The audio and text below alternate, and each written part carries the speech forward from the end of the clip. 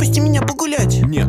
Там солнышко, хочу поиграть. Нет. Там птички, хочу их поймать. Нет. Ну выпусти меня погулять.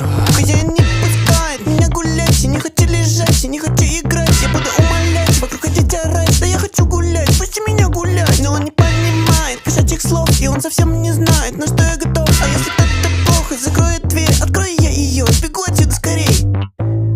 Ну все-таки выпустишь? Я не буду далеко ходить. Только тут, у нас во дворе, на газончике. Можно?